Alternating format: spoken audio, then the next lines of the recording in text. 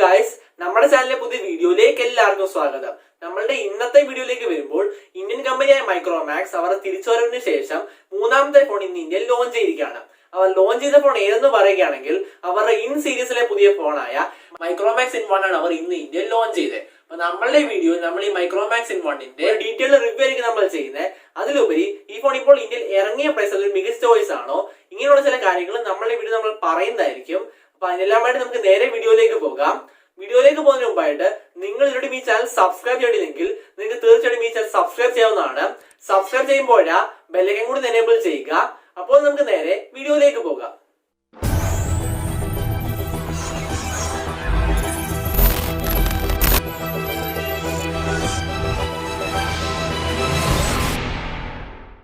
Hi, നമുക്കപ്പോൾ ആദ്യം തന്നെ ഈ ഫോണിന്റെ സ്പെസിഫിക്കേഷനിലേക്ക് കടക്കുകയാണെങ്കിൽ നമുക്ക് ഇതിന്റെ ഡിസ്പ്ലേയിൽ നിന്ന് തുടങ്ങാം.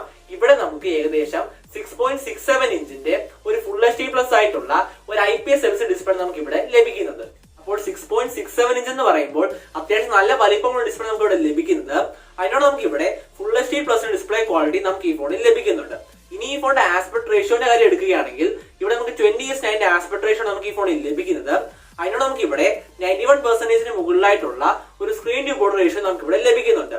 ഇനി ഈ ഫോണിലെ സ്ക്രീൻ റിഫ്രഷ് പാനലിന്റെ കാര്യം എടുക്കുകയാണെങ്കിൽ ഇവിടെ നമുക്ക് സാധാരണ നോർമൽ ആയിട്ടുള്ള 60 ഹെർട്സിന്റെ പാനലാണ് നമുക്ക് ഇവിടെ ലഭിക്കുന്നത്.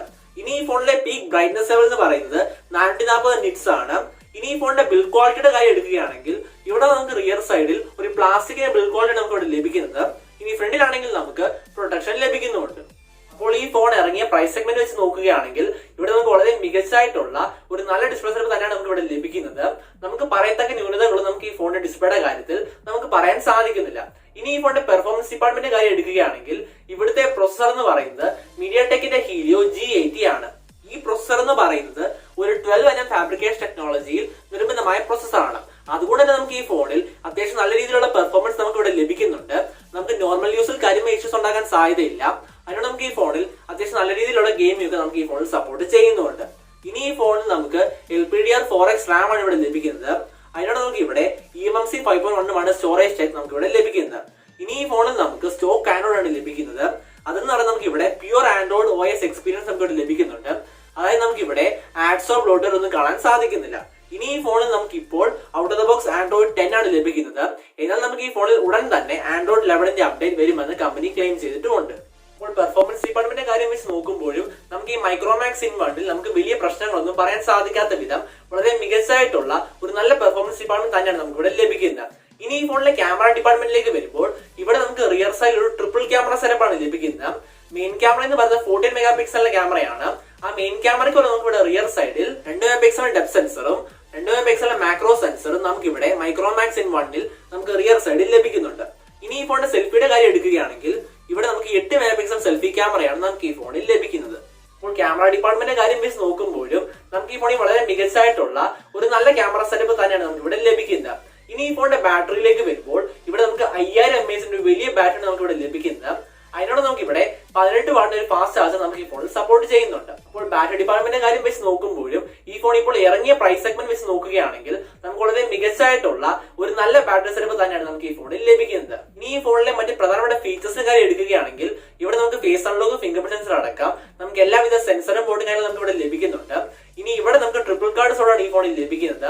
അതിനോട് നമുക്ക് ഇവിടെ 3.5 ഹെഡ്ഫോൺ ജാക്ക് നമുക്ക് ഇവിടെ ലഭ്യമാണ്.